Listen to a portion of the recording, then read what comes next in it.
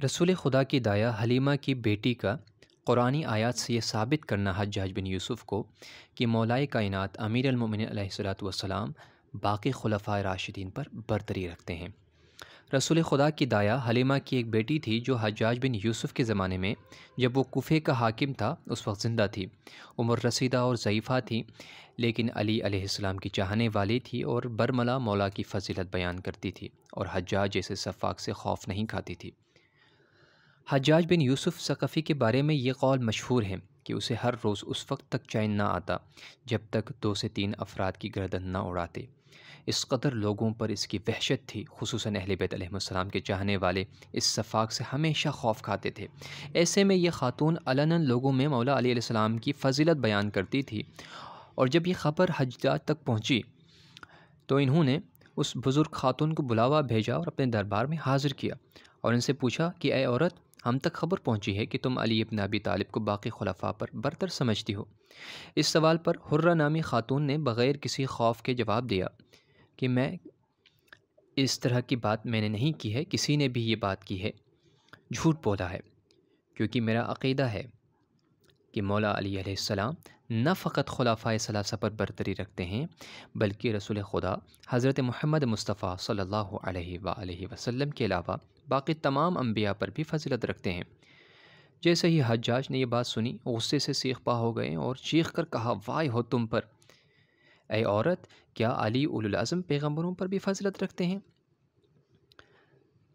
بزرگ خاتون نے کہا، میں برتر نہیں سمجھتی بلکہ خود خدا نے ان تمام پر میرے مولا علی مرتضیٰ کو برتری دی ہے، اور اس بارے میں قرآن سے میں ثابت بھی کر سکتی ہوں اور گواہی بھی دے سکتی ہوں۔ اس پر حجاج نے کہا کہ اب اگر تم نے ثابت نہ کیا قرآن سے کہ تمہارا دعویٰ سچا ہے تو اسی جگہ میں تمہاری گردن مار دوں گا۔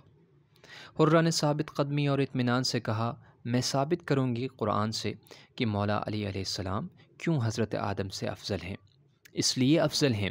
کیونکہ قرآن اس بارے میں کہتا ہے کہ حضرت آدم اس ممنوع درخت کے نزدیک ہوئے تو نتیجے میں اللہ نے ان کا عمل قبول نہ کیا اور انہیں بہشت سے باہر نکال دیا، جس کے بارے میں سورہ طٰہٰ میں ارشاد ہوتا ہے،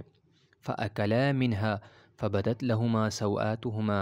وَطَفِقَا يَخْصِفَانِ عَلَيْهِمَا مِنْ وَرَقِ الْجَنَّةِ وَعَصَىٰ آدَمَ رَبَّهُ فَغَوَىٰ 121 آیت نمبر، جس میں ارشاد باری تعالیٰ ہے، پھر دونوں نے اس درخت سے کھایا تب ان پر ان کی برہنگی عیاں ہو گئی اور اپنے اوپر درخت کے پتے چپکانے لگے، اور آدم نے اپنے رب کی نافرمانی کی، پھر اس نعمت سے محروم ہوئے۔ یہاں پر نافرمانی سے مراد ترک اولا، یعنی حضرت آدم نے وہ نافرمانی نہیں کی جو عام انسان کرتے ہیں، کیونکہ ہمارا عقیدہ ہے کہ تمام انبیاء علیہ الصلوۃ والسلام گناہ نہیں کرتے، بھولے سے بھی وہ گناہ نہیں کرتے، جان بوجھ کر بھی وہ گناہ نہیں کرتے، کیونکہ وہ معصوم ہیں۔ لیکن دوسری طرف حضرت علی علیہ السلام کے لیے دنیا کی ہر چیز حلال تھی، ایسی کوئی چیز ممنوع نہیں تھی۔ اس کے باوجود آپ کبھی دنیا کے نزدیک نہیں ہوئے، بلکہ جب دنیا مولا کے پیچھے آئی تو فرمایا، یا دنیا غری غیری قد طلقتک ثلاثا، اے دنیا میں تجھے 3 دفعہ طلاق دے چکا ہوں، جس کے بعد رجوع کا امکان نہیں رہتا، جا کسی اور کو دھوکہ دو۔ یہ پورا خطبہ ہے نہج البلاغہ میں، یا دنیا